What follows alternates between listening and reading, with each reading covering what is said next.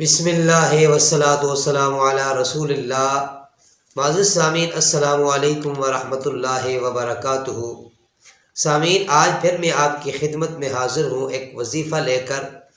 سامعین، یہ ان لوگوں کے لیے ہے جن کا کاروبار چل رہا تھا اور چلتے چلتے ان کا کاروبار رک گیا اور رزق کے اندر تنگی آ گئی ہے۔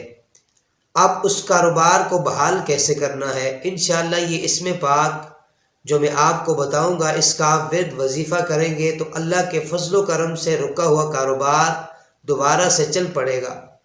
تو اس سے پہلے گزارش یہ ہے کہ میرے چینل کو سبسکرائب کر دیں، اور اگر ویڈیو اچھی لگے تو اس کو لائک کر دیجئے گا اور بیل آئیکن کے بٹن پہ دبا دیں تاکہ ہمارا رابطہ جو ہے وہ قائم رہے۔ تو سامعین، جس کا کاروبار چلتا ہوا رک جائے اس کے لیے کیا پڑھنا چاہیے، کون سا وظیفہ کرنا چاہیے؟ تو اس کو نماز چاشت ادا کرنی چاہیے، اس کے نفل پڑھ لینے چاہیے، اور اس کے بعد سر سجدے میں رکھ دینا چاہیے، چونکہ دینے والی ذات تو اللہ تبارک و تعالیٰ کی ہے۔ جب بھی بندہ مانگے تو اس کی ذات سے مانگے۔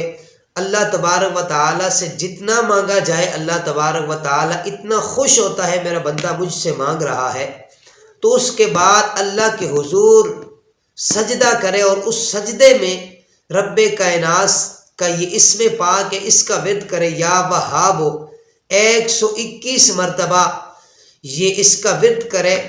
اور یہ جو وظیفہ، یہ جو ورد میں آپ کو بتا رہا ہوں، یہ مسلسل کرتا رہے، اور اس کے بعد 121 مرتبہ ورد کرنے کے بعد اللہ کے حضور دعا کرے، اپنے رزق کی برکت کے لیے، اپنے کاروبار کی بحالی کے لیے دعا کرے رب سے، اور اس عمل کو اس وقت تک جاری رکھے جب تک کہ اس کا کاروبار بحال نہیں ہو جاتا۔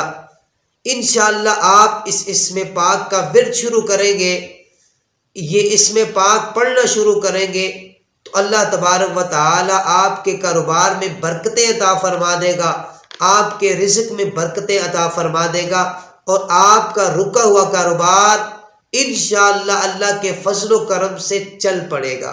اللہ تعالیٰ کی بارگاہ میں دعا ہے کہ اللہ تبارک و تعالی ہم سب کی مشکلات کو آسان فرمائے۔